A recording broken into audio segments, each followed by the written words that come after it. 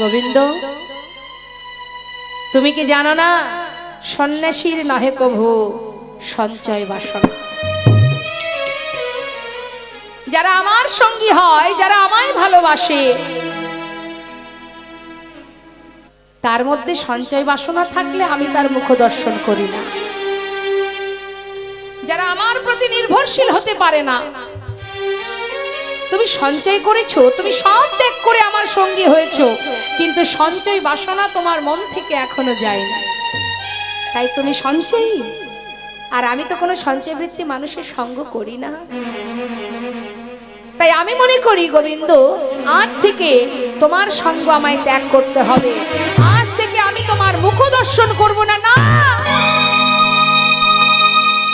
না বেশ, আর কোনোদিন এমন ভুল করব না দয়াবো। এবারের মতো ক্ষমা করে দাও। আমি তো বুঝতে পারিনি প্রভু। আমি সঞ্চয় করেছি ঠিকই, আমি তো তোমার জন্য করেছি, আমার নিজের জন্য তো নয়।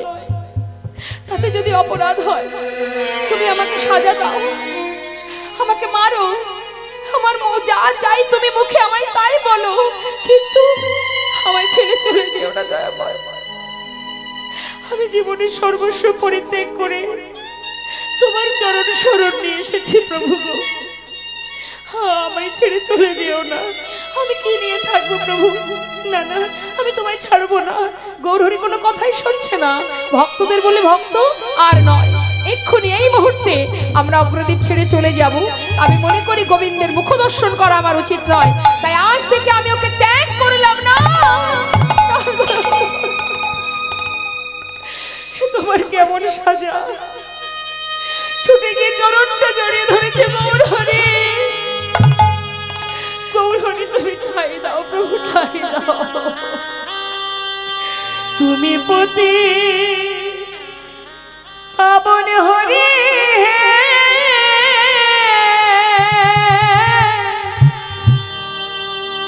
তুমি যেও না চলে, কৃপা করে দয়াল হরি রাখো চরণ। একবার কৃপা করে দয়াল হরি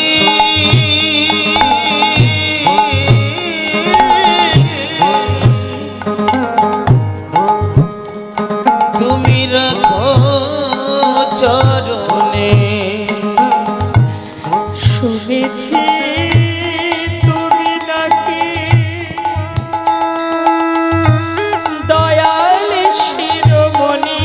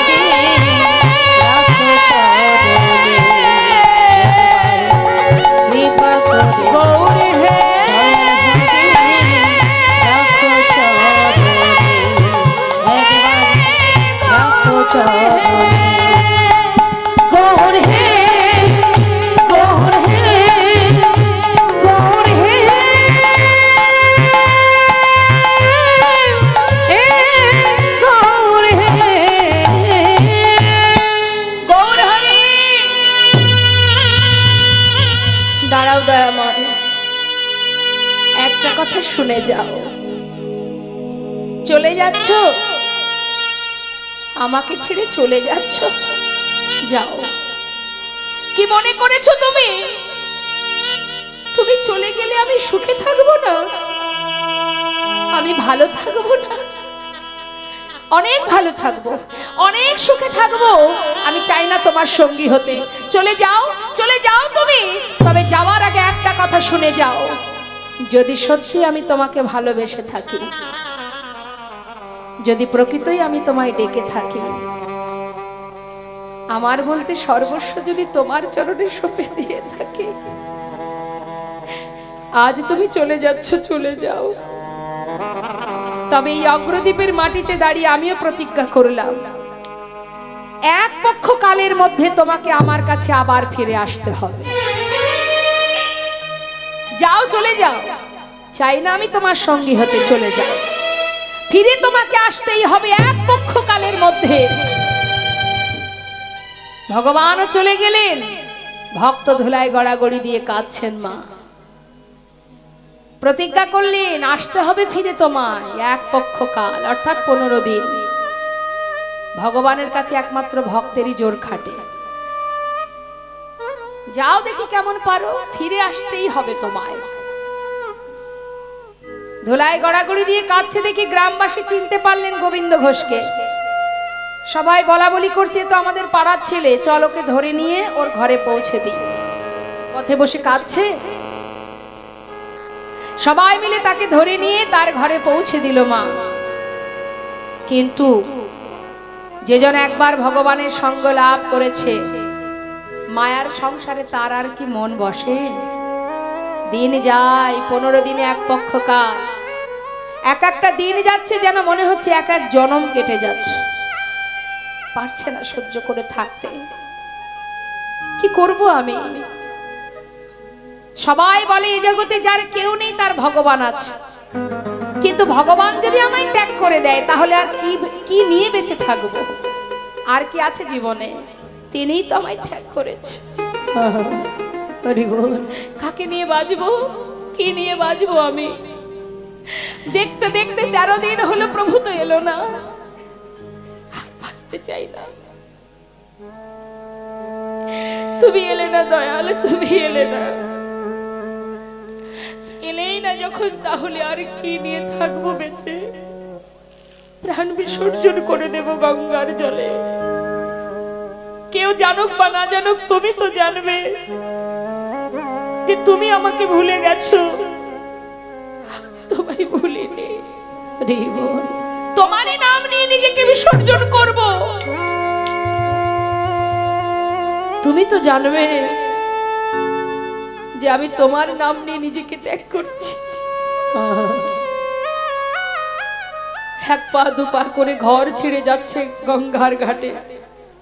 করুণাময় গৌর সুন্দর ছিলেন রামকেলিতে। তিনি বিলম্ব না করে একটা কোষ্ঠী পাথর জলে ভাসিয়ে দিলেন, আর সেই পাথরটা ভাসতে ভাসতে অগ্রদ্বীপের ঘাটে এসে পৌঁছালো। কেন? ভক্তকে রক্ষা করাই তো ভগবানের কাজ। তিনি ভক্তকে রক্ষা করার জন্য যুগে যুগে এসেছেন এই ধরাতে, তাই ভক্তের রক্ষার জন্য পাঠিয়ে দিলেন কোষ্ঠী পাথর। ঘাটে এসে পৌঁছালো। এদিকে গোবিন্দ ঘোষ এক পা দুপা করে এগিয়ে যাচ্ছে গঙ্গার ঘাটে। ত্যাগ করবে নিজেকে, চাই না, যাচ্ছে আর প্রভুকে ডাকছে, হরি হে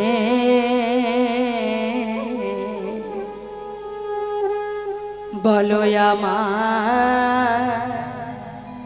সেদিন কবে হবে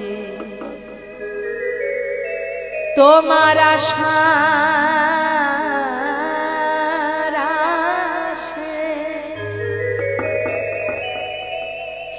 অগ দয়াল আছি বসে তোমার আশারাশে ওগো দয়াল আছি বসে।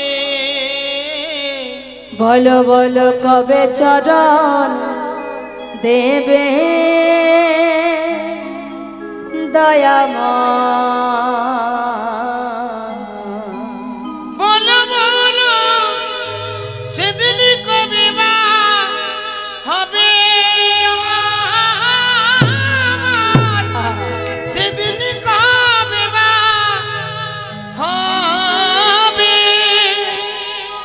ভবের মাঝে আসা যাওয়া তোমায় ডাকা হলো না, যা বলবো বলে আমরা এসেছিলাম আমাদের বলা হলো না। এই ভবের মাঝে আসা যাওয়া তোমায় ডাকা হলো না, আমরা যা বলবো বলে এসেছিলাম আমাদের বলা হলো না। তুমি পারে কর্তা আমরা শুনি বার্তা, তুমি পারে কর্তা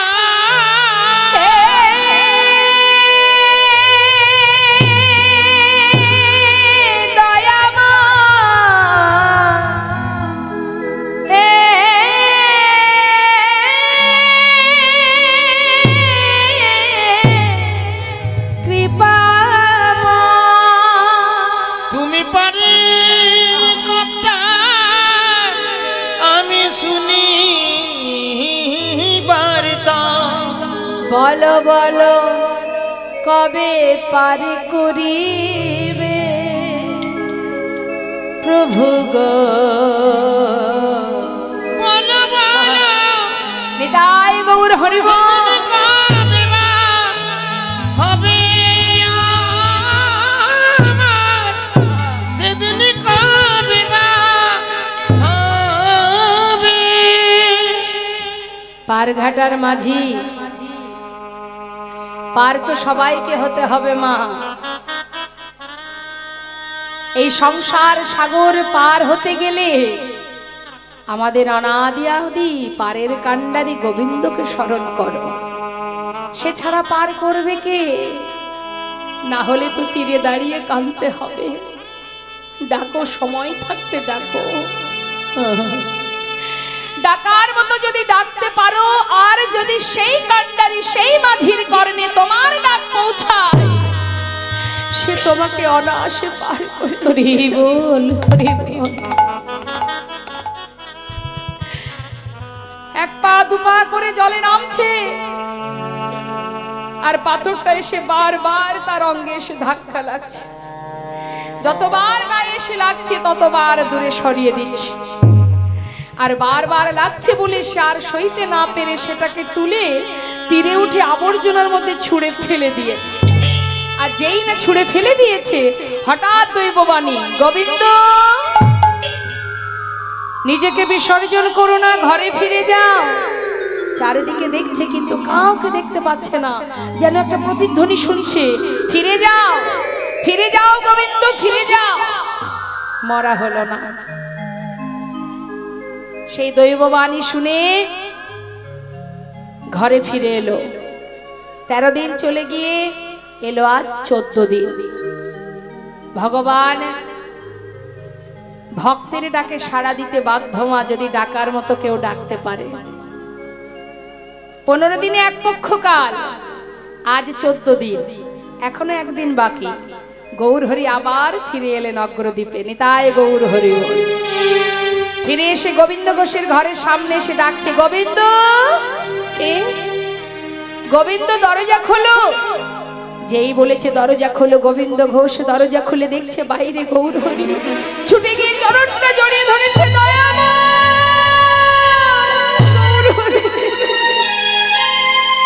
এসেছো প্রভু, তুমি এসেছো, কথা দাও, কথা দাও প্রভু, চরণ ছাড়া করবে না, আমি পারবো না তোমায় ছেড়ে থাকতে।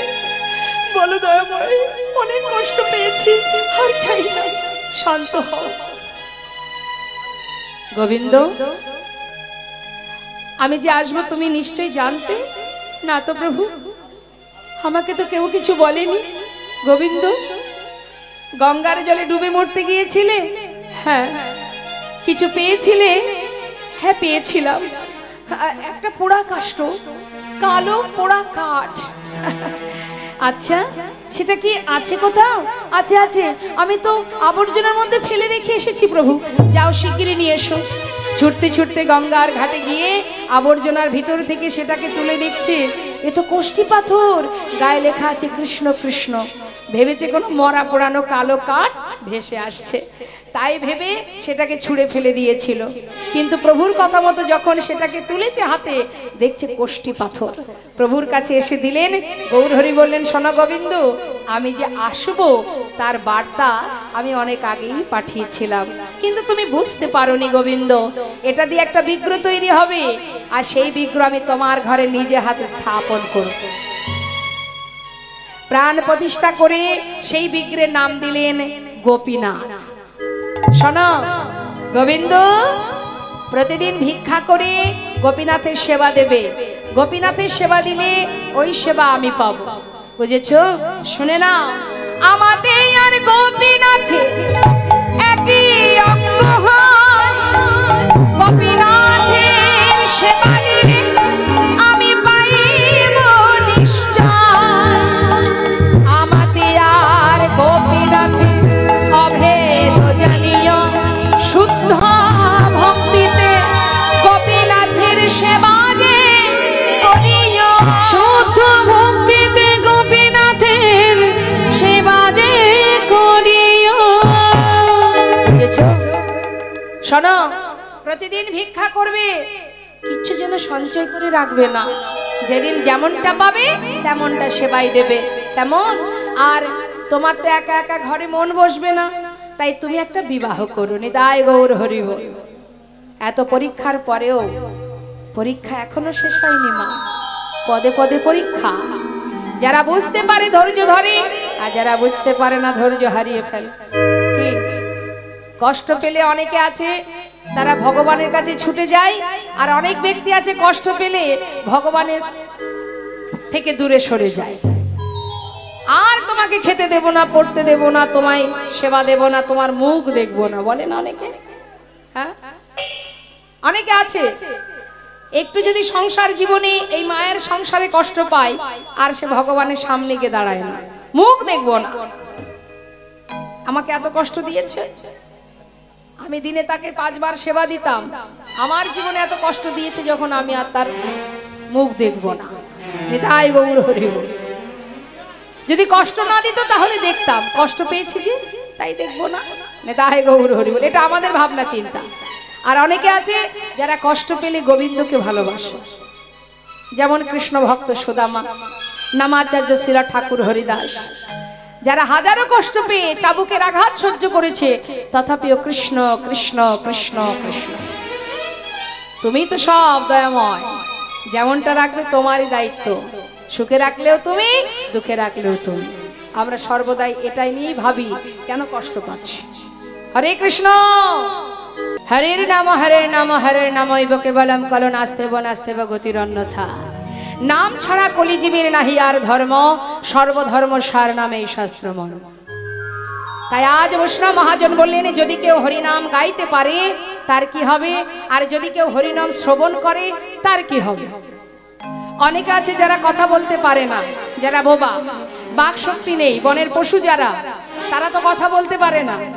মনুষ্যকুলে এমনও জাতি আছে, মানব জাতি, কিন্তু তার বাক শক্তি নেই। এমনও যদি মানুষ থেকে থাকে যে কথা বলতে পারে না, শাস্ত্রে বললেন কথা যদি বলতে না পারে দুঃখ নেই, যদি নাম শ্রবণ করে সে উদ্ধার হয়ে যাবে। কারণ হরিনাম শ্রবণ করলে মঙ্গল। হরিনাম যদি কেউ শ্রবণ করে, নববিধা ভক্তির মধ্যে প্রথম কথাটা কি আছে? শ্রবণং মঙ্গলম, অর্থাৎ শ্রবণ করো, কান দিয়ে শুনতে হবে। এখানে যদি আপনারা বসে আছেন এখানে, তাহলে মা কান খোলা আছে, মন যদি বাড়িতে থাকে 3 ঘন্টা ধরে আমি যাই বলি না কেন, কিছুই কানে ঢুকবে না। তাই মন দিয়ে কান দিয়ে শ্রবণ করতে হবে।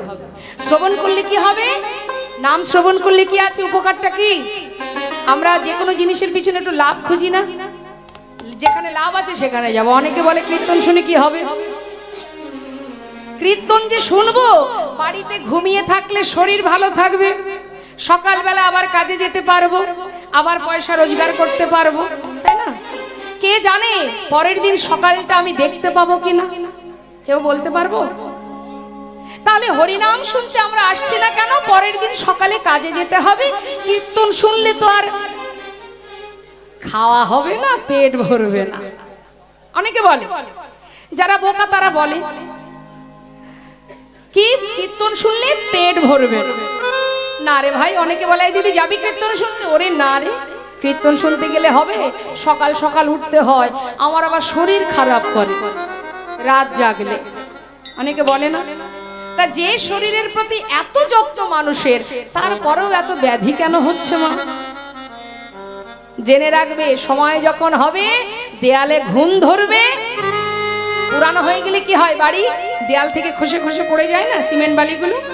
তা তোমার এই দেহ ঘরটার যখন ঘুম ধরবে, তুমি যতই নিজেকে যত্ন করো, যতই ট্রিটমেন্ট করো, যতই সেবা যত্ন করো, দেয়ালে একবার ঘুম ধরে গেলে খসে খসে সব পড়ে যাবে, সব পড়ে যাবে।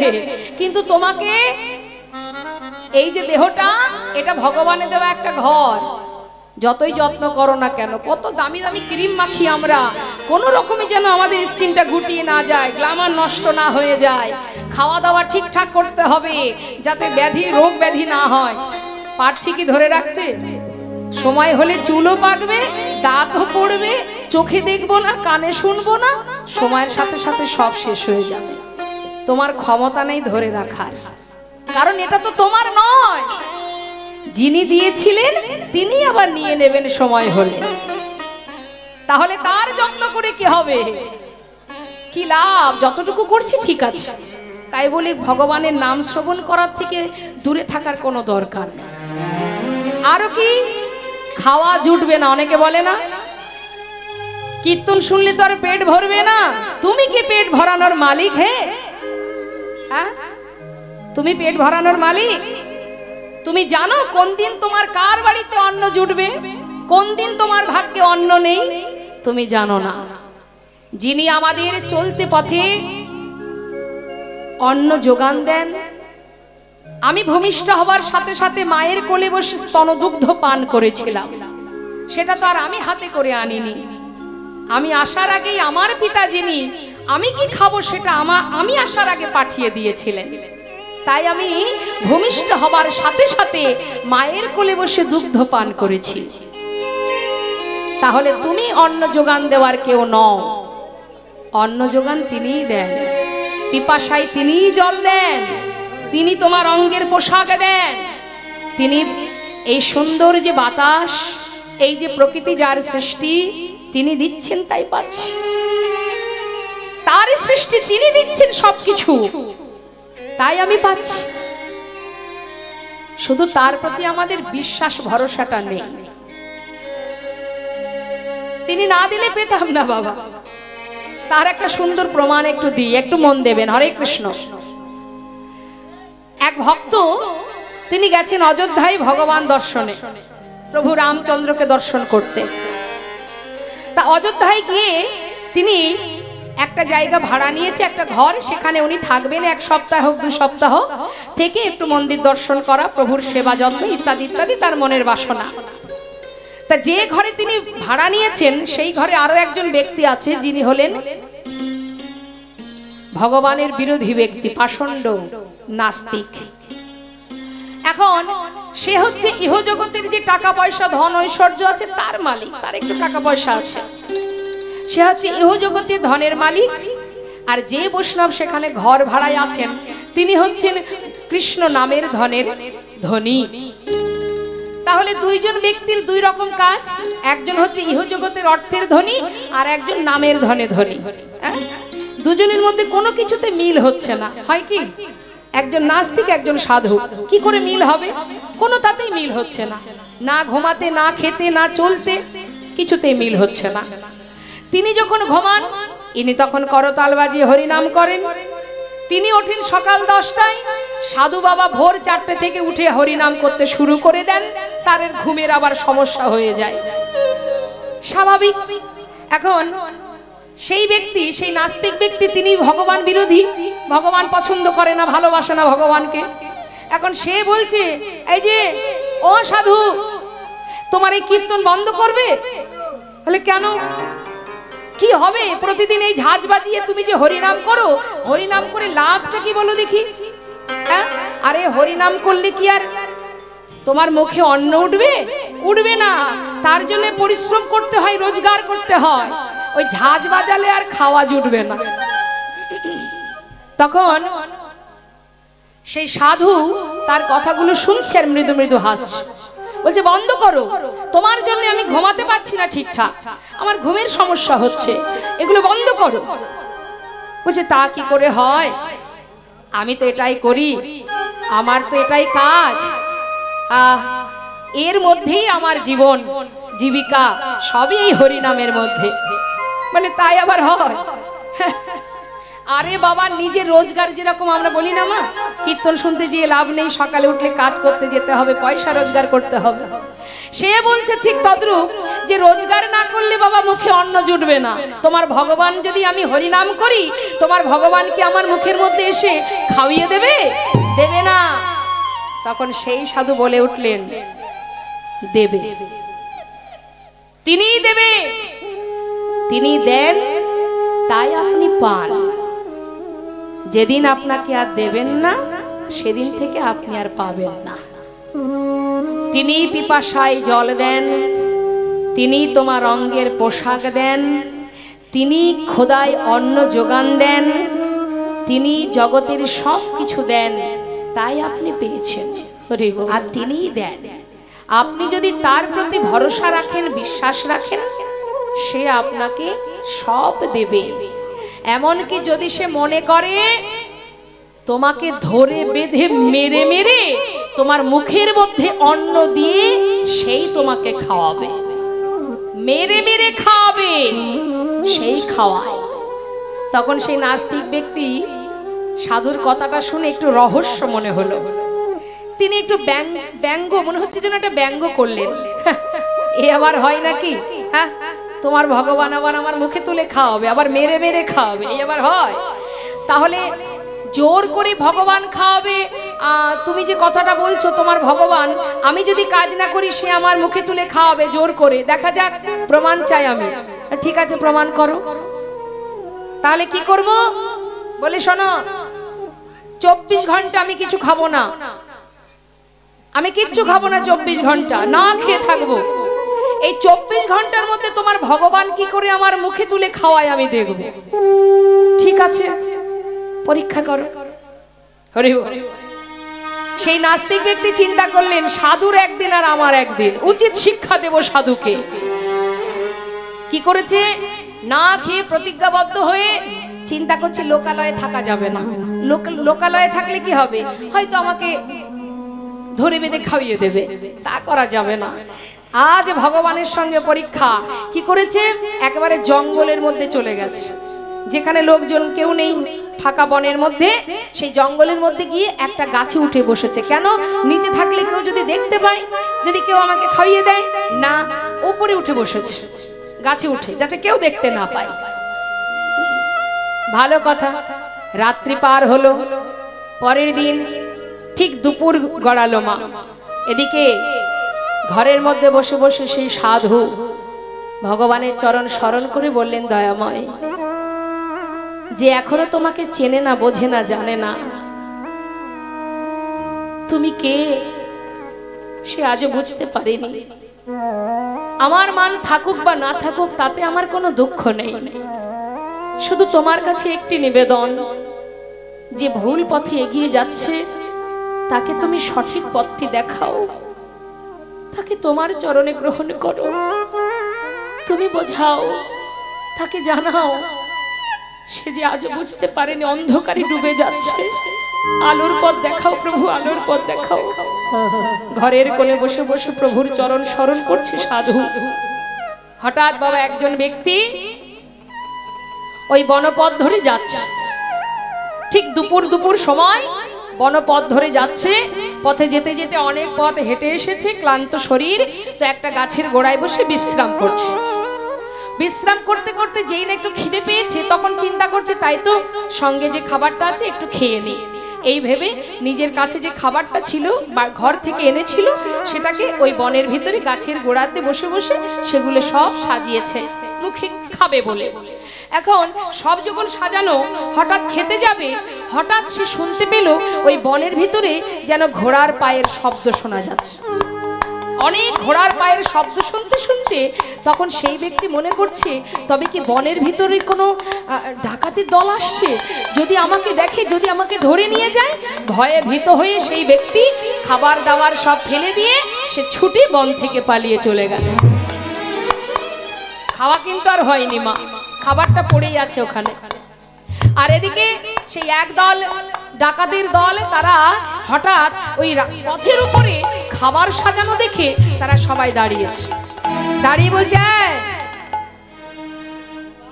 কি ব্যাপার, এখানে খাবারটা কোথা থেকে এলো? কোনো মানুষজন নেই, কেউ নেই, এটা এখানে কে করেছে? দেখলে তো মনে হচ্ছে 56 ব্যঞ্জন সাজানো। হ্যাঁ বাবা, এটা কার কাজ? এই সর্দার, বল তো দেখি এটা কার কাজ, কে করেছে এটা? বলছে, আমার মনে হয় নিশ্চয়ই কোনো না কোনো ব্যক্তি এটা একটা ফাঁদ পেতেছে, জাল বিছিয়েছে ধরার জন্য। এই যে আমরা বনে আছি, এই যে সুন্দর করে ফাঁদটা পাতা, এর মধ্যে এটাকে যে খাবে সে মরবে। বিষ মেশানো, বিষ মাখানো আছে। তাহলে যে বিষ মিশিয়েছে নিশ্চয়ই আশেপাশে সে কোথাও না কোথাও লুকিয়ে আছে। হ্যাঁ, এই খুঁজে দেখ তো কোথায় সে। এবার চারিদিকে খুঁজছে বাবা, খুঁজতে খুঁজতে খুঁজতে খুঁজতে হঠাৎ দেখছে গাছের ডালে একজন বসে আছে। যেই না দেখে যায়, নিচে নাম, নেমে আয়। সে কিন্তু তাড়াতাড়ি করে ওই ডাকাতের দল দেখে কি আর করবে, ভয়ে ভীত হয়ে নিচে নেমেছে। কিরে এদিকে, এটা কার কাজ? তুই করেছিস? এর মধ্যে বিষ মিশিয়েছিস? আমাদের ধরবি বলে? না মানে তুই ছাড়া তো বনে আর কেউ নেই, বল এটা তোর কাজ, তুই করিসনি? তুই করিসনি? এ তো বলছো করেনি। কিরে তুই করিসনি তো? তাহলে আগে তুই খা, এই আগে তুই খা। সে চিন্তা করছে আমি তো প্রতিজ্ঞা করেছি খাবো না। হ্যাঁ, বলছে তুই এতে বিষ মিশিয়েছিস কিনা তার প্রমাণ আগে তোকেই দিতে হবে। তুই যদি না মরিস তবে আমরা খাবো। বলছে না, খাবি না মানে? খাবি না, খেতে তো তোকে হবেই। এই ধর ওকে, ওকে ধর। ধরে একজন ধরেছে, একজন মারছে, আর একজন অন্ন তুলে তার মুখে ঢুকিয়ে দিয়েছে। তাই গৌর হরি বল, হরি বল। 24 ঘন্টা পার হলো না বাবা, ছলে বলে কলে কৌশলে ভগবান ঠিক তার মুখে অন্ন তুলে দিল। সেই দিন থেকে সেই ব্যক্তি ভগবানের চরণে শরণ নিয়েছিলেন। তাই ভগবানের সঙ্গে পাল্লা দিয়ে লাভ নেই। তুমি নিজেই জানো না কখন কি ঘটবে তোমার জীবনে। তাই বৈষ্ণব মহাজন বললেন, সংসার জীবনে যাকে তুমি ভরসা করছো, বিশ্বাস করছো, কাতব কান্তা কস্তে পুত্র সংসারায় বতিব বিচিত্র নলিনী জলগত তরলাং তৎপদতিশয় চপলা। কেউ কারো নয়, একজনই আছেন যিনি সর্বদাই মাথার উপরে আছে। তাই তো বৈষ্ণব মহাজন বললেন, হরিনাম করো। হরিনাম যদি কেউ বলতে পারো তাতেও মঙ্গল, শুনলেও মঙ্গল। আর দুঃখটা বাড়ি বরিশন, কলিযুগে আর কিচ্ছু নেই। আজ দেখুন বিবাহ করবে গোবিন্দ, দুইজনে মিলে গোপীনাথের সেবা দেবে আদেশ দিয়ে গেলেন গৌর সুন্দর। আর বললেন, শোনো এবার আমাকে বিদায় দাও, আমি যাই। তুমি কোথায় যাবে প্রভু? আমি, আমার মন মানে না যাব বৃন্দাবনে। আমার মন মানে না আমি যাব বৃন্দাবনে। আমার মন মানে না যাব বৃন্দাবনে। আমার মন মানে না যাব বৃন্দাবনে। ওগো নয়ন ভরে হেরব সদা নয়ন, নয়ন ভরে ও দুটি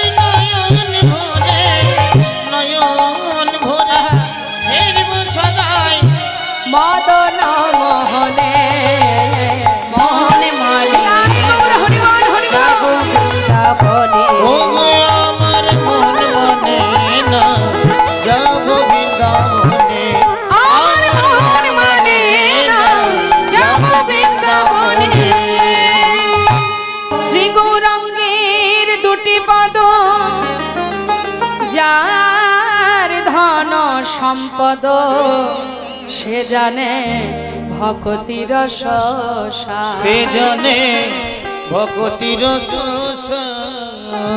জীবনের সম্পদ যদি কোনো কিছু মনে করতে হয়, একমাত্র ভগবানের যুগল চরণ হলো আমাদের ধন সম্পদ। এই জগতে যা কিছু আছে সবই অসার, অনিত্য, দুদিনের জন্য আসা। আমার করে আমাদের মূল্যবান জীবনের গোনা দিন ফুরিয়ে যাচ্ছে। ফিরার কালে যখন ফিরে যাব, যাবার সময় আমাদের সঙ্গে ইহজগতের কোনো সম্পদ যাবে না। তাহলে ইহজগতে বাঁচতে গেলে, চলতে গেলে যেটুকু সম্পদ আমাদের আছে সেটুকুই যথেষ্ট। তিনি যতটুকু ভেবেছেন ততটুকু দিয়েছেন। কিন্তু পরপারে যখন যাব, পরমেশ্বর ভগবান করুণাময়, তার কাছে যখন যাব, সেখানে গেলে, সেখানে যখন পৌঁছাবো, তার কাছে নিয়ে যাব কি? 84 লক্ষ জনী ভ্রমণ করে সাধের কৃষ্ণ ভজনের মানব জনম। জলজা নবলক্ষানি স্থাবরা বিংশতি, কৃমিয়া রুদ্র সংখ্যক পক্ষিণং 10 লক্ষ কম, 30 লক্ষানি পশু বানশ্চ 24 লক্ষানি মানবা। কত সাধনার পর এই কৃষ্ণ ভজনের জনম, মনুষ্যকুলে জনম।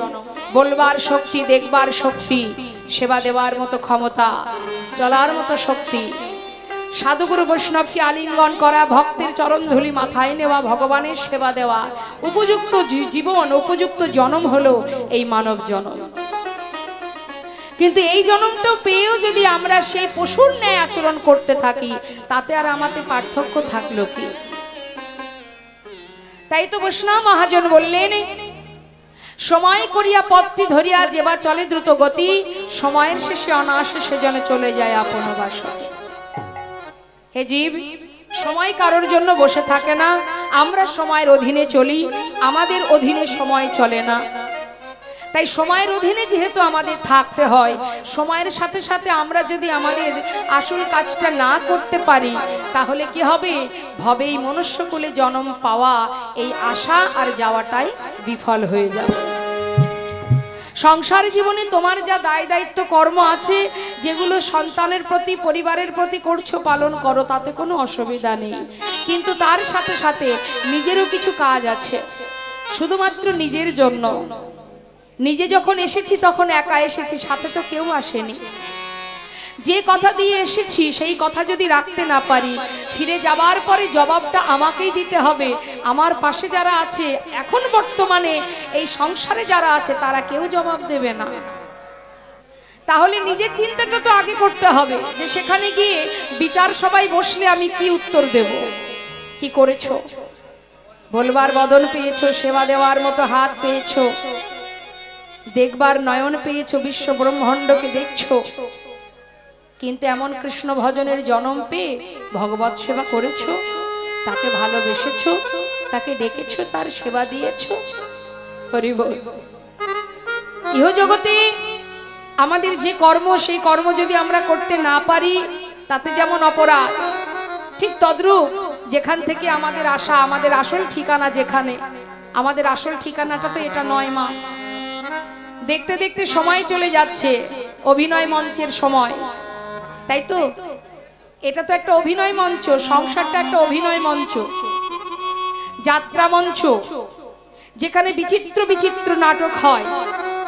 সংসার জীবনটা তাই, এই বিচিত্র নাটকের মধ্যে নাটক করবার শেষ হবে যখন, আমাদের গোনাদিন ফুরাবে যেদিন, শেষ নিঃশ্বাস পরিত্যাগ হবে যেদিন, সেদিন আমাকে নিজের ঘরে ফিরে যেতে হবে।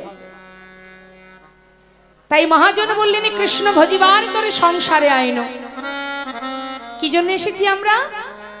কৃষ্ণ ভজন করব বলে। কোথায় এসেছি? সংসারে এসেছি।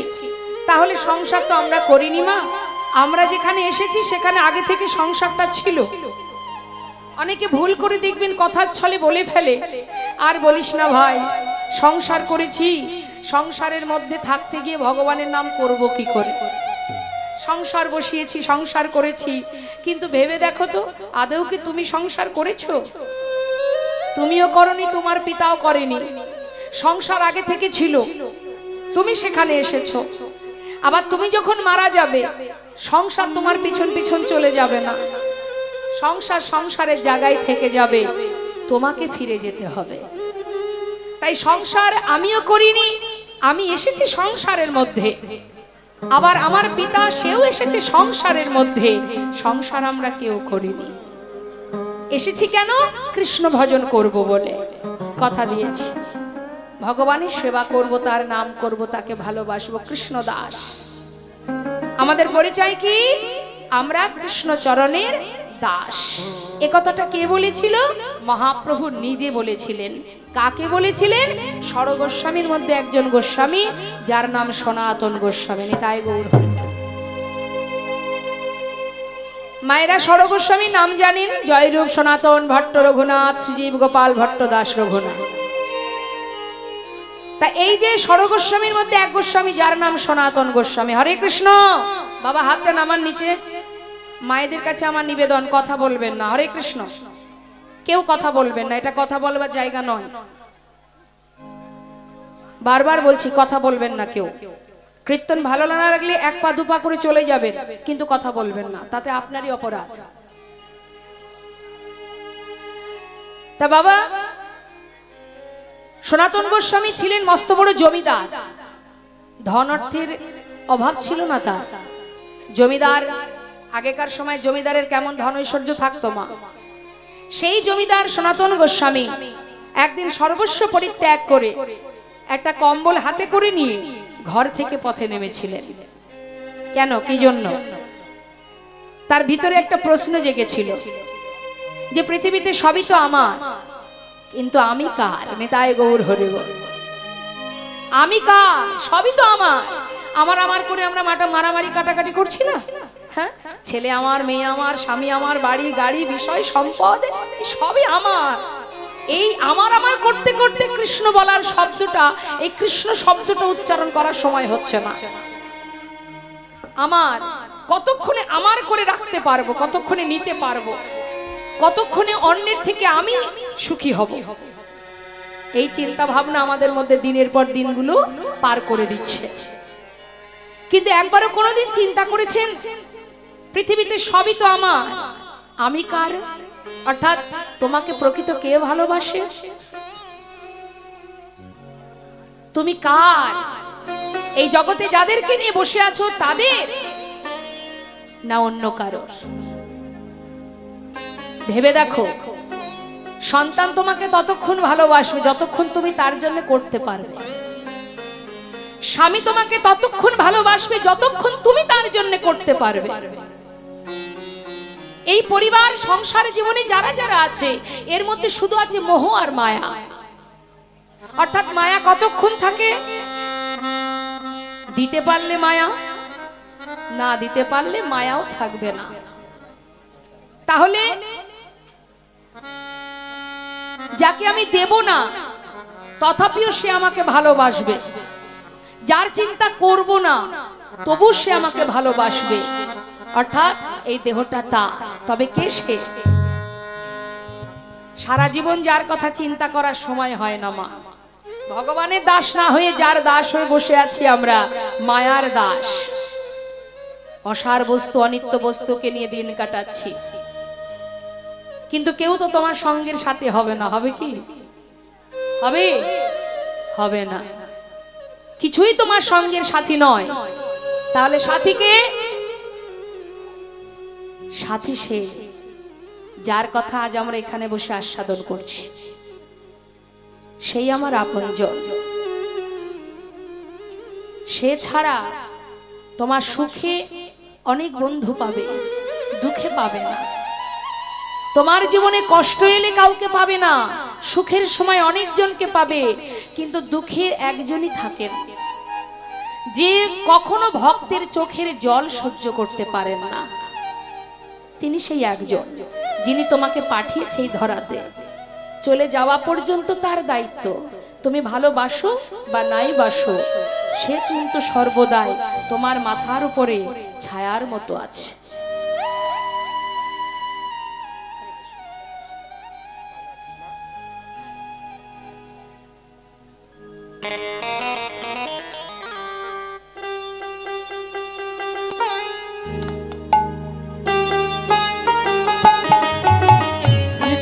গৌর প্রেমানন্দে হরি বল, হরি বল, হরি বল।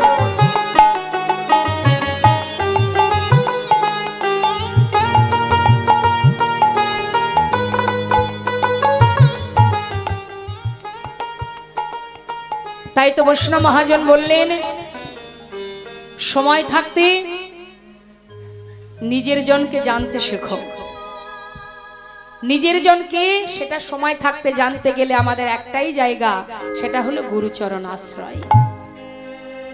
একমাত্র গুরুদেবই পারবে তোমার কর্ম কি, কি তোমার করণীয়, কি তোমার আসল ঠিকানা, কি তোমার পরিচয়, কে তোমার আপন, কে তোমার পর, সেই পথ দেখাতে, সেই ঠিকানা জানাতে তিনিই একমাত্র পারেন।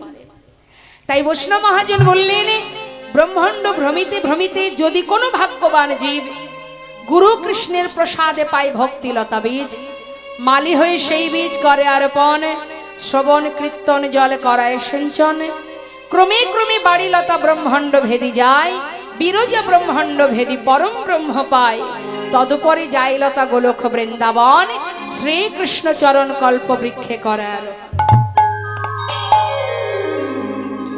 গুরু ছাড়া এ জগতে তোমার ঠিকানা দেখানোর মতো আর কেহ নাই। যদি এক পা এগিয়েছো, পিছন থেকে ডাকবে যেও না, এই পথে যেতে নেই। একমাত্র সদ্গুরু যিনি আছেন তোমাকে সঠিক পথের ঠিকানা দেখাতে। তাই তো বৈষ্ণব মহাজন বললেন, ওরে কি লাগিয়া আইলি ভবে মনে রে, কি লাগিয়া আইলি ভবে মনুষ্য জনম। কি বললেন? এমন এমন মানব জনম। সবাই পেয়েছি আমরা মানব দেহ। মহাজন বললেন, দেখো পেয়েছো মানব জনম, কিন্তু সংসার জীবনে যে কর্ম করছো সেটা হলো ভূতের কাজ। মনুষ্য জনম পাইলে কি হয়, করহ ভূতের কাজ। মনুষ্য জনম পাইলে কি হয়, করহ ভূতের কাজ। তা না হইলে কখনো কি তুমি বলো গোবিন্দের নাম।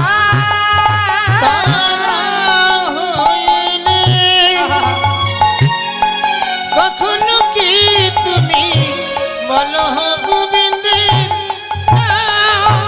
অগদিবস রজনী তা বলো পাচাল পড়িতে পারো। দিবস রজনী বলো তা বলো পাচাল পড়িতে পারো। বলো তাহার ভিতরে কখনো কি তুমি বলো বলো তাহার ভিতরে কখনো কি তুমি গোবিন্দ বলিতে নর, গোবিন্দ বলিতে নর। ওই না তাহার ভিতরে কখনো কি তুমি গোবিন্দ বলিতে নর মনে রে, গোবিন্দ বলিতে নর। বাবা, পাঁচজন রমণী যদি এক জায়গায় হয় সেখানে কি কৃষ্ণ কথা হয় মা? আন কথা হয়, পরনিন্দা, পরচর্চা, পর সমালোচনা, তার মধ্যে কৃষ্ণ কথা হয় না। তাই তো শাস্ত্রে বললেন, দিবস রজনী আবলতা বলো পাচালো পড়িতে পারো, তাহার ভিতরে একবারও কি কৃষ্ণ বলিতে না। শুধু তাই না, শোনো শোনো,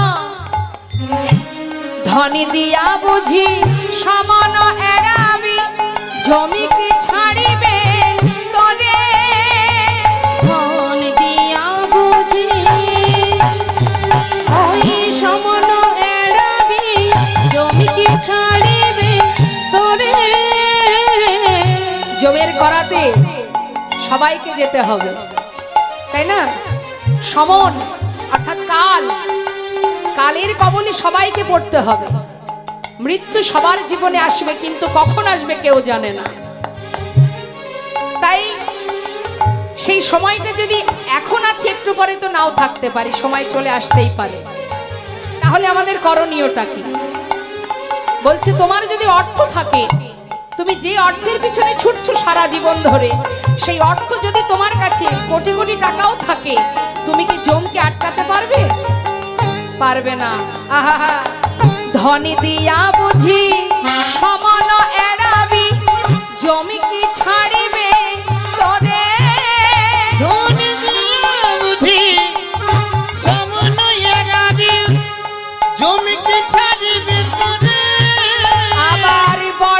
জাতি বলে সে কি ছাড়িবে, বড় জাতি বলে সে কি ছাড়িবে, ওই কুলে বা রাখিবি কারে,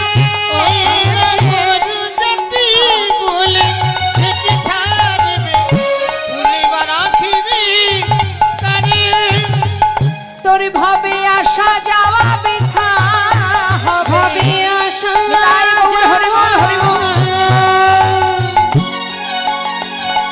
বৃথায় গেল, আহায় আসা যাওয়া বৃথা হবে, হবে আশা যাওয়া বৃথায় গেল, আহা কৃষ্ণ ভজ না হইল আসা যাওয়া বৃথা গেল, ওই কৃষ্ণ ভজন না হইল, আমার মানব জনম বৃথা হলো, কৃষ্ণ ভজন না হইল, কৃষ্ণ ভজন না হইল,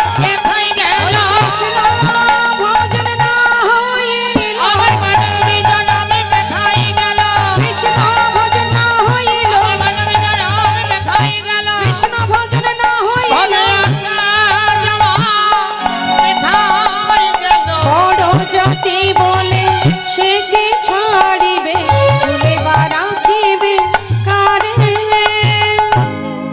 সময় থাকতে যদি আমরা সময়ের কাজটা করতে পারি, লালন ফকির একটা গান বেঁধেছে না মা, সময় গেলে সাধন হবে না।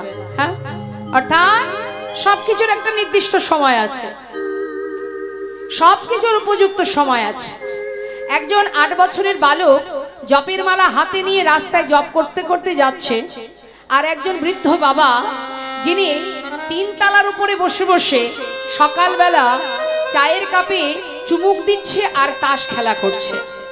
এখন বাচ্চা ছেলেটা যখন রাস্তা দিয়ে যাচ্ছে, তখন সেই ছোট্ট বালকটাকে ডেকে সেই বয়স্ক বৃদ্ধ বাবা জিজ্ঞাসা করছে, হ্যাঁ রে আই খোকা, এত তাড়াতাড়ি এই পথে নেমে গেলি? নিতাই গৌর হরি বল। তখন সেই ছোট্ট শিশুটি বলে উঠলেন, দাদু,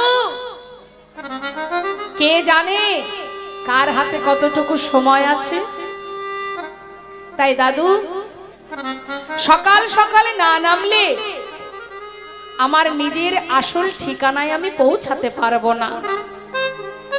কিন্তু দাদু, তোমার তো সময় পার হয়ে গেল, তুমি আর কবে নামবে এই পথে? তা এ জগতে এমনও কোনো ব্যক্তি আছে যারা এখনো পর্যন্ত ভগবানকে ভালোবাসা তো দূরের কথা, ইহ জগতে সংসারের মোহ মায়ার মধ্যে ডুবে আছে, যারা গোবিন্দ ভজন করে না, যারা নাস্তিক ব্যক্তি। বৈষ্ণব মহাজন বলেন, সবকিছুর উপযুক্ত সময় আছে, যা করতে হয় সময় থাকতে। শিশুকালে কৃষ্ণ ভজে কৃষ্ণ পাওয়ার আসে, যৌবনকালে কৃষ্ণ ভজে আসে কি না আসে, বৃদ্ধকালে কৃষ্ণ ভজে জমের তর আসে। আমরা সময় থাকতে ভগবানের চরণে নিজেকে নিবেদন করি না। রাধারানী যখন গোবিন্দ সেবার জন্য বন থেকে ফুল তুলতেন মা, তখন 20 ফুল তুলতেন, ফোটা ফুল তুলতেন না। কেন? ফোটা ফুলের মধ্যে ভ্রমর বসে, মধু পান করে ফুলকে উচ্ছিষ্ট করে দেয়, যে ফুল আমার গোবিন্দ সেবায় লাগবে না, তাই তিনি 20 ফুল তুলতেন। আর ওই 20 ফুল যখন গোবিন্দ চরণে নিবেদন হতো, তখন সে গোবিন্দ পরশ পেয়ে সে পূর্ণ প্রস্ফুটিত হয়ে উঠত, আর প্রস্ফুটিত হওয়ার সাথে সাথেই গোবিন্দ সেবায় লেগে যেত। নিতাই গৌর হরি বল। তাই শিশুকাল থেকে সন্তানকে ভক্তি পথে নিয়ে যেতে হয়। কৃষ্ণ পদে কৃষ্ণকে চেনানো, কৃষ্ণকে বোঝানো, এটা হয় মা বাবার দায়িত্ব শিশুকাল থেকে।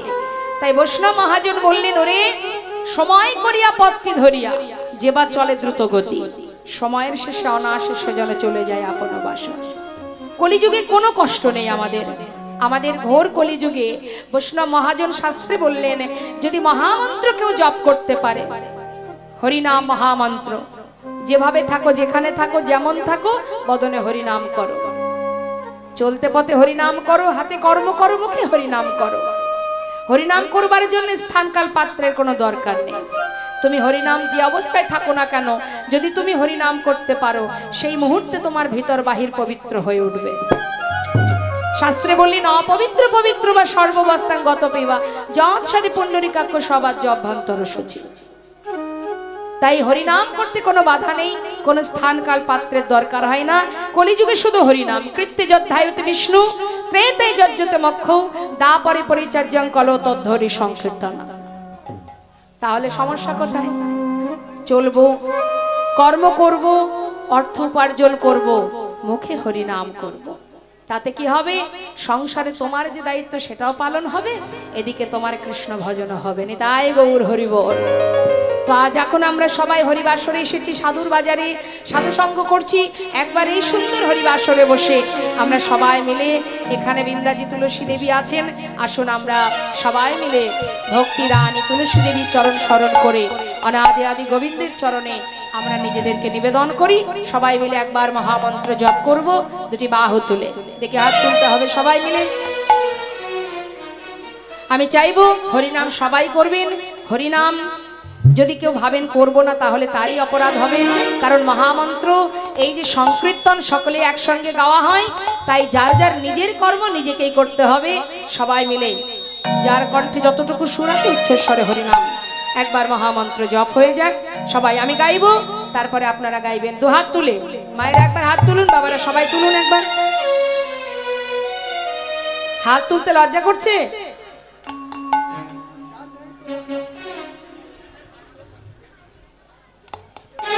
যাদের নেই তারা তুলবে কি করে? হ্যাঁ, ওমা একবার হাতটা তুলুন। সর্বনাশ করেছে। কাকে দেখে লজ্জা পাচ্ছেন? যাদেরকে দেখে লজ্জা পাচ্ছেন তারা আপনার সঙ্গে যাবে না। ওই যে দাঁড়িয়ে আছে মন্দিরে, ওই আপনার সাথী। হাত তুলুন, তুলুন তুলুন তুলুন, হাত তুলুন। হ্যাঁ, সবাই মিলে গাইবেন হরে কৃষ্ণ। আমি শেষ করি, আপনারা শুনে নিন, তারপরে গাইবেন।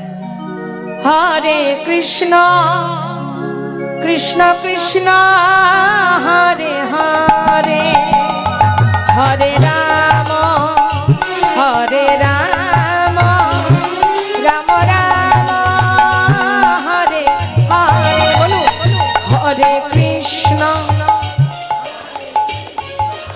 হ্যাঁ বাবা,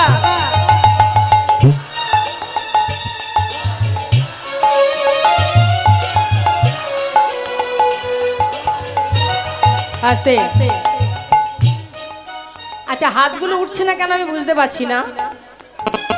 সবাই তো তুলছে না, যারা তুলছেন তাদের ঠিক আছে, কিন্তু যারা তুলছেন না তাদের উদ্দেশ্যে একটু বলি। হাত দুটো কে দিয়েছে মা? যার নেই সে জানে না থাকার জ্বালা।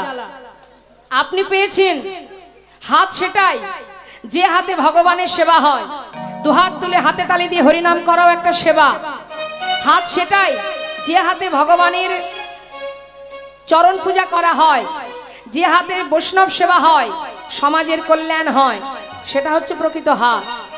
হাত শুধু এটা নয় যে শুধু খাবো, ঘুরবো, বেড়াবো, মারামারি করব, হানাহানি করব, বাবা মাকে চুলির মুঠি ধরে ঘর থেকে বাইরে বের করে দেব, খুন করব, ডাকাতি করব, এটা হাত নয়। তা গোবিন্দ সেবার তরে যদি হাত থেকে থাকে সবাই তুলবে, কেমন? আর ভগবানের সেবায় কৃপণতা করতে নেই। এই যে আমরা হাত তুলবো না, কষ্ট করে কে তুলবে, এই যে মানসিকতাটা যদি কারোর থেকে থাকে, তাহলে এ জন্মে হাত পেয়েছেন, পরের জন্মে যাতে পাওয়া যায় সেই জন্য এই জন্মে কাজটা করতে হবে। দেখে তুলুন, হাত তুলুন। হ্যাঁ, হরে কৃষ্ণ হরে কৃষ্ণ কৃষ্ণ কৃষ্ণ হরে হরে, হরে রাম হরে রাম, রাম রাম হরে হরে। বলুন হরে।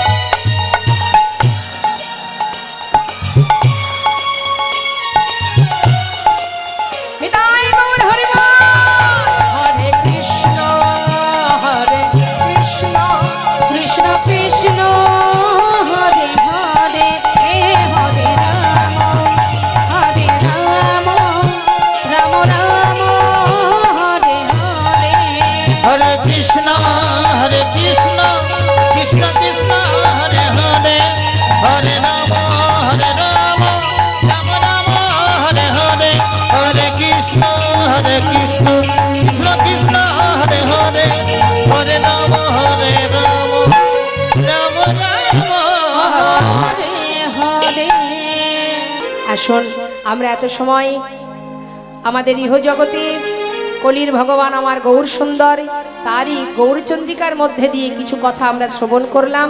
এবার আমরা লীলায় যাব, আর যে মহাজনের পদাবলী শ্রবণ করলাম তার চরণে প্রণাম জানিয়ে আমরা লীলায় চলে যাব।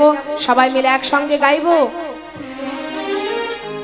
শ্রী গৌরাঙ্গের ভক্তগণে নিত্য সিদ্ধ করি মনে, গৌরাঙ্গের ভক্তগণে নিত্য সিদ্ধ করি মনে, সে যায় ব্রজেন্দ্র সুত পাশে রে, সে যায় ব্রজেন্দ্র সুত পাশে রে, সে যাই বলিন্দু সুত পাশে রে, সে যাই বলিন্দু সুত পাশে রে, সে যাই বলিন্দু সুত মনে, তার হয় ব্রজধামে বাস রে, তার হয় ব্রজধামে বাস রে, তার হয় ব্রজধামে বাসি রে, তার হয় ব্রজধামে বাসি রে, তার হয় ব্রজধামে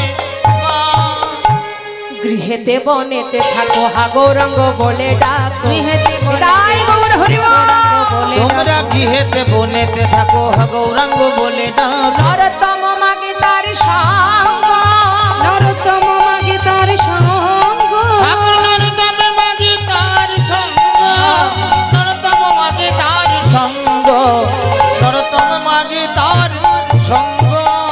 জনিতা জয় গৌর। ঠাকুর নরোত্তম দাসের সুন্দর পদাবলী দিয়ে গৌরচন্দ্রিকা আস্বাদন করলাম। এবার চলে যাব লীলায়। লীলায় যাওয়ার আগে আমরা সবাই, যেহেতু আজ আমরা গৌরাঙ্গ লীলা শ্রবণ করব, সেই জন্য আমরা সবাই মিলে একটা গৌরের ভজন শুনবো, তারপরে লীলা আস্বাদনে যাব। হৃদয় গৌর হরিবোল হরিবোল। মায়ের একবার উলুধ্বনি হয়ে যাক।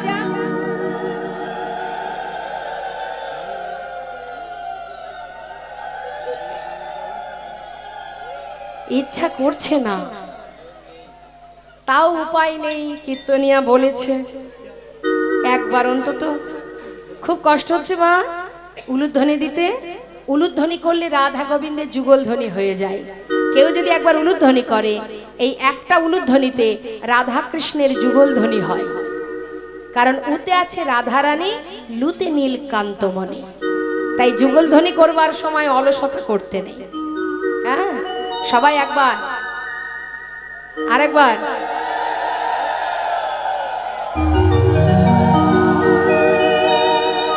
যাক,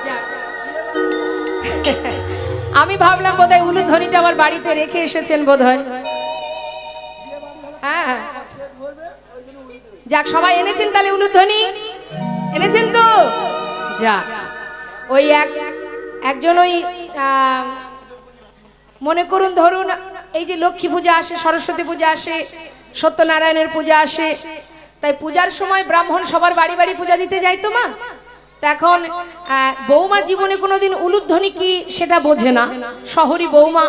এখন শাশুড়ি মা সব কিছু গুছিয়ে রেখেছে, রেখে বৌমাকে বলেছে, বৌমা ঠাকুরমশাই যদি আসেন বসতে দিও, আমি চললাম স্নানটা করে আসি, তাড়াতাড়ি যাবো আর আসবো। ঠিক আছে। এখন শাশুড়ি স্নান করতে যেই না চলে গেল, সেই সময় ঠাকুরমশাই ঢুকে গেছে। এখন ঠাকুরমশাই বলছে, মা, শাশুড়ি মা কোথায়? ঠাকুরমশাই একটু বসুন, মা এক্ষুনি চলে আসবে। আরে বাবা, বসলে হবে? বাজবাড়ি যেতে হবে, সবাই বসে আছে হা করে, আমার তো বসলে হবে না মা, এই তো দেখছি সব গোছানো আছে, তাহলে আর দেরি কেন, আমি তাহলে পূজায় বসে যাই। আচ্ছা ঠিক আছে, বসুন। তো এখন ঠাকুরমশাই বসেছে পূজায়, বলছে, মা একটু হাতে হাতে আমাকে সব কিছু এগিয়ে দাও। ঠিক আছে। এবার কি করেছে, একে একে চাইছে, এটা দাও, ওটা দাও, শঙ্খ দাও, ঘন্টা দাও, এ দাও, ও দাও, তা দাও, যা যা চাইছে সব একা একা করে বৌমা দিচ্ছে। এবার ঠাকুরমশাই পুজোয় বসে গেছে, ঘন্টা বাজিয়ে আরতি করছে, বৌমাকে বলছে, মা উলুধ্বনি দাও। যেই বলেছে উলুধ্বনি দাও, বলছে, ঠাকুরমশাই একটুখানি দাঁড়ান, আমি এক্ষুনি আসছি। তাড়াতাড়ি করে এবার চারিদিকে খুঁজছে কোথায় আছে উলুধ্বনি। ঘরের মধ্যে, আলমারিতে, বিছানার তলায়, খাটের তলায়, কোথায় গেল উলুধ্বনি। মনে মনে শাশুড়ির উপরে রাগও হচ্ছে, সব কিছু এক জায়গায় রেখেছে, উলুধ্বনিটা কোথায় রেখে গেল। চারিদিকে খুঁজছে, হঠাৎ দেখছে কি শাশুড়ি মা আসছে। শাশুড়ি মাকে দেখে হন্তদন্ত হয়ে বাইরে বেরিয়েছে। মা, আপনি তাড়াতাড়ি এদিকে আসুন, সব কিছু এক জায়গায় আছে, ঠাকুরমশাই পূজায় বসেছেন, কিন্তু উনি উলুধ্বনি চাইছেন, আমি সেটা খুঁজে পাচ্ছি না, কোথায় রেখেছেন বলুন দেখি। শাশুড়ি মা বলছে, হাই রে কপাল আমার, এটা কি আলাদা কোনো বস্তু? এটা যদি আগে থেকে জানা না থাকে, সময় মতো কি আর সেটা পাওয়া যায়? নিতাই গৌর হরি বল হরি বল। তা যাই হোক, আপনারা যে এনেছেন সঙ্গে করে এটাই আমার পরম সৌভাগ্য। হ্যাঁ, তাই এনেছেন যখন একটু মাঝে মধ্যে চাইলে দেবেন, দেবেন তো? হ্যাঁ, দেখি হাত তুলে সবাই মিলে একবার। নিতাই গৌর হরি বল, হরি বল। হ্যাঁ, চলুন যাই সুরধনির কিনারায়, সোনার নুপুর দিয়া পায়, নাচে না গরি গো সুন্দর গৌরঙ্গরা। ওই সুরধনির কিনারায় সোনার নুপুর দিয়া পায়, নাচে না গরি গো সুন্দর গৌরঙ্গরা। সুরধনির কিনারায় সোনার নুপুর দিয়া পায়, নাচে না গরি গো সুন্দর গৌরাঙ্গরায়। দেখো সুন্দর, আহা সুন্দর, ওই দেখো সুন্দর গৌরঙ্গরায়, না গরি গো সুন্দর গৌরাঙ্গরায়। ওই না সুরধনির কিনারায় সোনার নুপুর দিয়া পায়, নাচে না গরি গো সুন্দর গৌরঙ্গরা।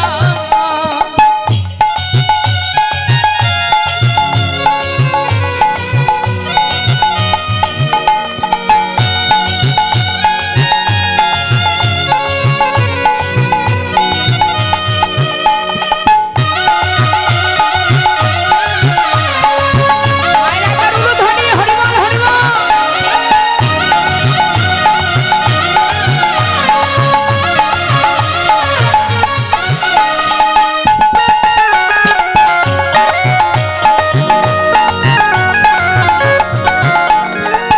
সুন্দর কপালে সুন্দর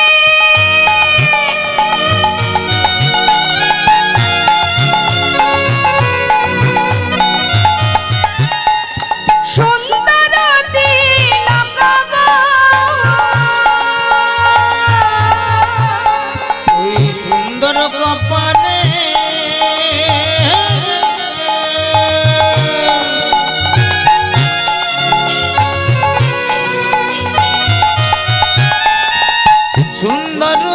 তিলক গো।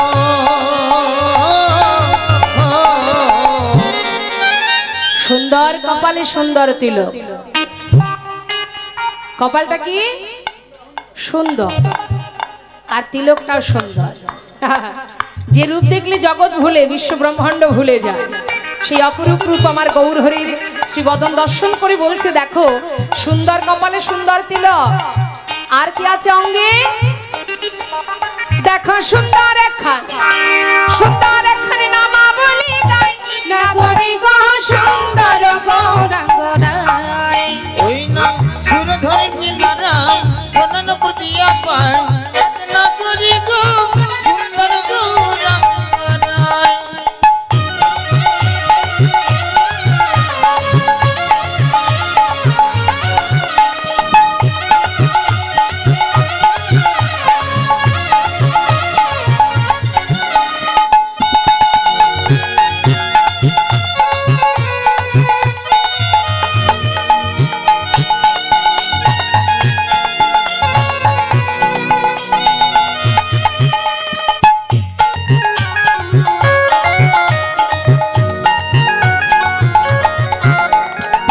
সুন্দর নয়নে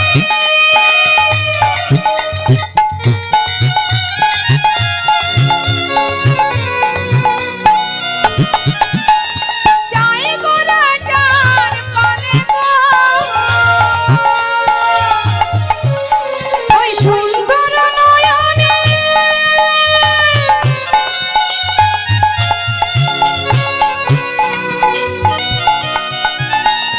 চাই গো রাজার পানে গো। যদি ভগবান কোনোদিন আপনার দিকে তাকায়, আপনার অবস্থা কি হবে? আমরা তাকে দেখলে পাগল হই, আর তিনি যদি আমাদের দিকে তাকান, আমরা কি আর ঘরে যেতে পারবো? মহাজন বললেন, দেহ ছাইড়া, এই প্রকৃতির সৃষ্টি দেহটা, এটা এখানেই থেকে যাবে। তিনি নিয়ে যাবেন কি?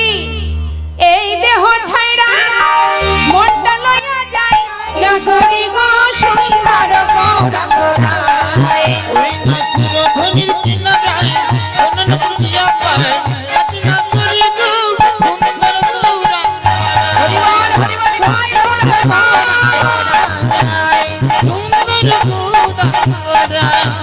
সুন্দর গৌরাঙ্গ রায় সুন্দর নবদ্বীপ ধাম কি, গৌরাঙ্গ মহাপ্রভু কি, নিত্যানন্দ প্রভু কি, পঞ্চতত্ত্ব কি, সুরধনী গঙ্গা মা কি, নিতাই গৌর হরিবল হরিবল।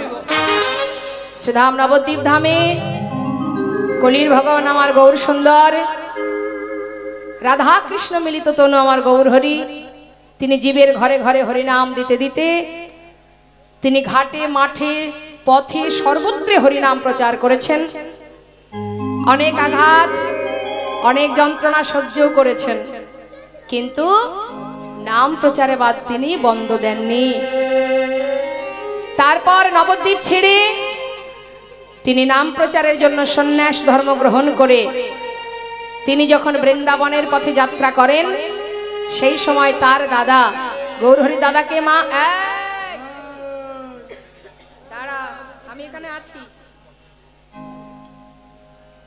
গৌরহরি দাদাকে মা নিত্যানন্দ প্রভু, নিত্যানন্দ প্রভু যখন দেখছেন যে ভাইয়ের জন্য মা সচিমা তিনি সুরধ্বনিতে বিসর্জন করতে যাচ্ছে নিজেকে, তখন নিতাই চাঁদ বলেছিল, মা এইভাবে নিজেকে ত্যাগ করো না, আমি ভাইকে ধরে নিয়ে আসব। তাই গৌরহরিকে ধরে এনে আবার শান্তিপুরে অদ্বৈত আচার্য প্রভুর গৃহে মায়ের সঙ্গে গৌরহরির মিলন করান। যেই না মিলন করিয়েছে, হঠাৎ মা দেখছে ছেলে সন্ন্যাসী হয়ে গেছে। যে ছেলে সন্ন্যাসী হয়ে যায় মা, তাকে আর ঘরে বেঁধে রাখা যায় না, মন বসবেই না তার আর ঘরে। তাই মা যখন দেখছে ছেলে সন্ন্যাসী হয়েছে, তাকে ধরে রাখবো কি করে আর। তাই গৌরহরি বলছে, মা অনুমতি করো আমি বৃন্দাবনে যাই।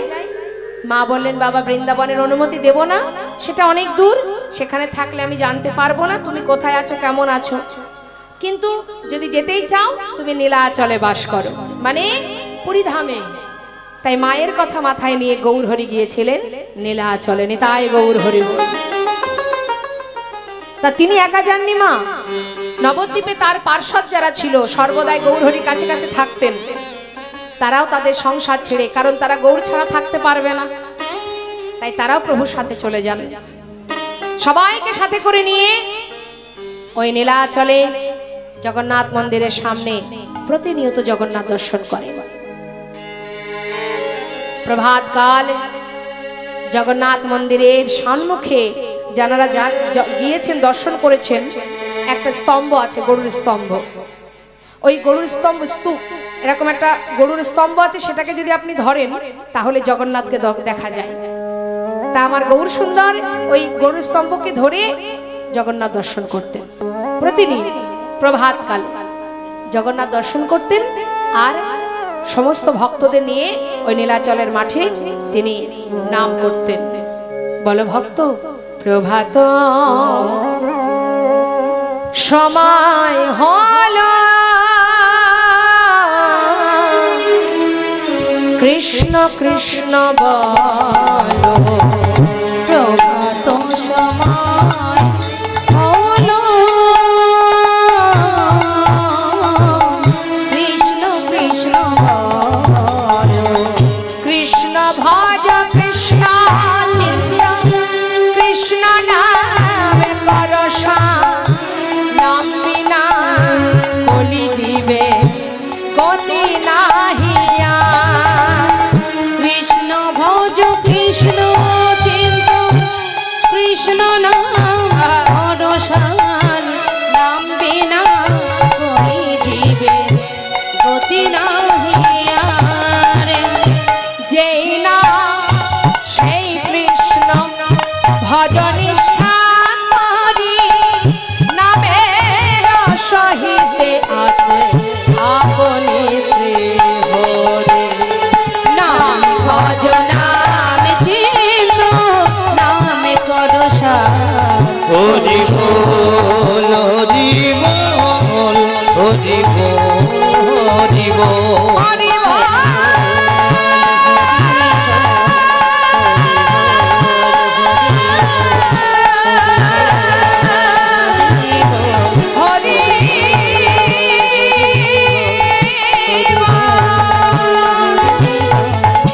হরি বল হরি বল হরি বল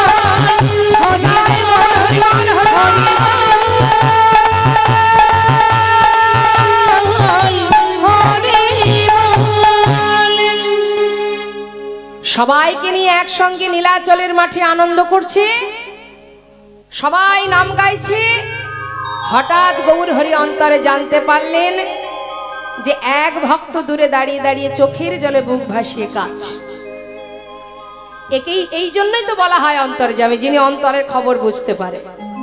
তোমার মধ্যে কি আছে সেটা আমি বুঝবো না, কিন্তু সে বুঝবে কি চলছে তোমার মধ্যে। এত এত ভক্ত এখানে আছে, কেউ কারোর মনের খবর জানতে পারবে?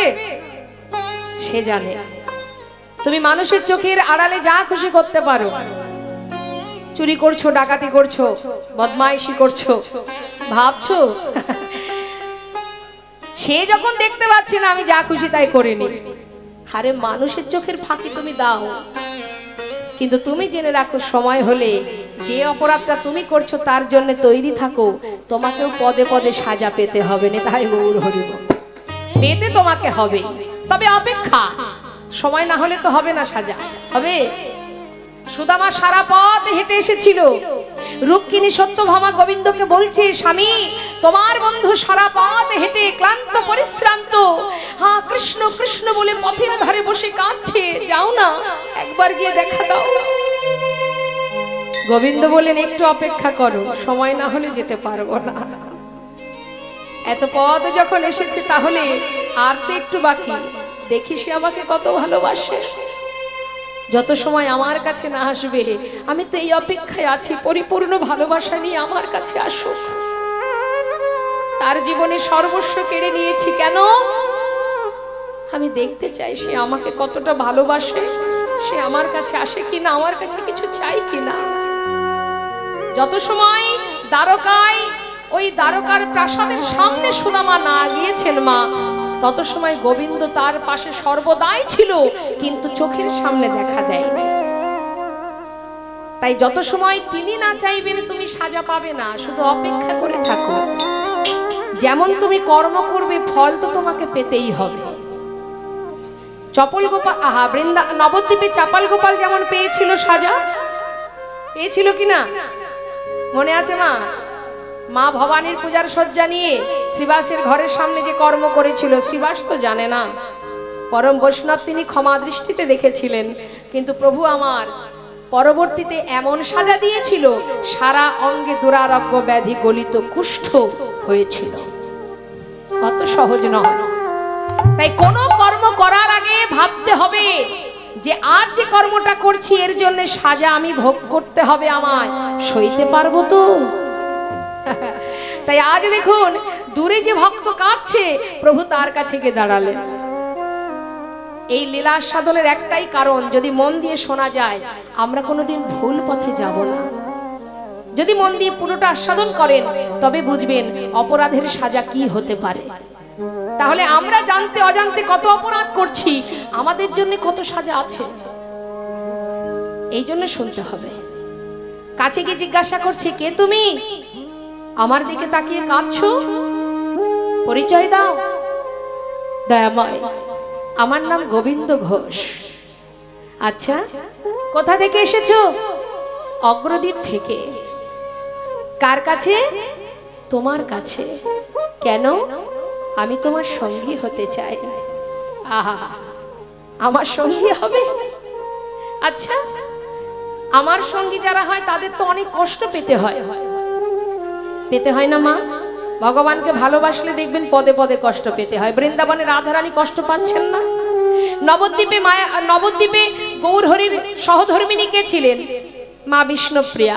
তার জীবনে কষ্টটা ভাববেন, একটু চিন্তা করুন। আচ্ছা, রাম অবতারে ত্রেতা যুগে মা সীতার কষ্টটা চিন্তা করুন। তাহলে ভগবান বলেন যে আমাকে ভালোবাসবে তাকে সারা জীবন কষ্ট পেতে হবে। গৌর হরি বলছেন সইতে পারবে? আমরা মনে করি ভগবানকে ভালোবাসলে সুখে থাকবো, ভুল। ভগবান বলেন যে করে আমার আশ আমি তার করি সর্বনাশ, তথাপিও যে না ছাড়ে আমার পাশ আমি হই তার দাসানুদাস। ভগবান তোমার চরণের দাস হবে, তবে তার কাছে তোমাকে পদে পদে পরীক্ষা দিতে হবে। যেদিন তুমি সমস্ত পরীক্ষায় পাশ করবে, উত্তীর্ণ হবে, সেদিন গোবিন্দ স্বয়ং ভগবান তোমার দাস হয়ে তোমার পাছু পাছু তোমার চরণধূলি পাওয়ার জন্য ছায়ার মতো তোমার পাশে এসে দাঁড়াবে। তাই গোবিন্দ ঘোষকে বলছে, গোবিন্দ জীবনে কষ্ট এলে সইতে পারবে? দয়াময় তোমার সঙ্গী হব, এটাই যথেষ্ট। কষ্ট আসুক, দুঃখ আসুক, যেটাই আসুক না কেন তাতে আমার কোনো দুঃখ নেই। বেশ, তাহলে আজ থেকে তুমি আমার সঙ্গী। সঙ্গী করে নেওয়ার সাথে সাথে শুরু হলো পরীক্ষা, একটার পর একটা পরীক্ষা।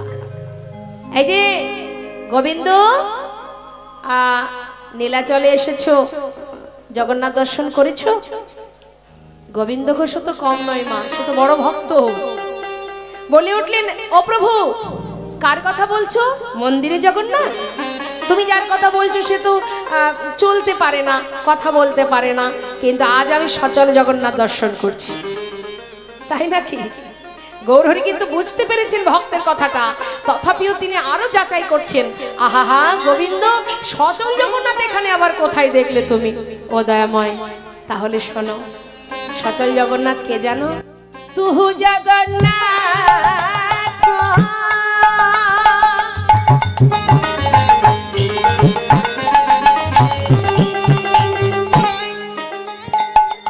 ও গো দয়াময়,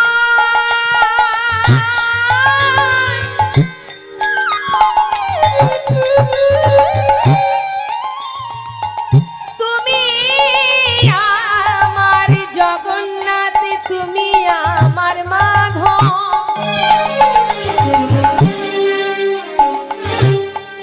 তুমি কি জানো না? কি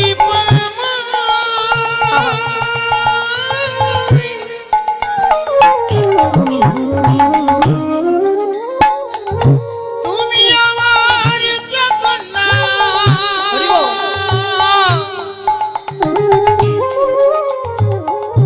তুমি আমার প্রভু, তুহু জগন্নাথ এই জগতে কাহায় আসে, দয়া যেন না ছড়ই মোর, হে মাধব প্রভু তুমি নথি করু হয়, হে মাধব আমি ওই চরণে সমসপে, আমি ওই চরণে সবে সপেছি, ও গয়ামা বলিতে কিছু রাখি নাই গো, ওই চরণে সব সপে। ওই গয়ামা বলতে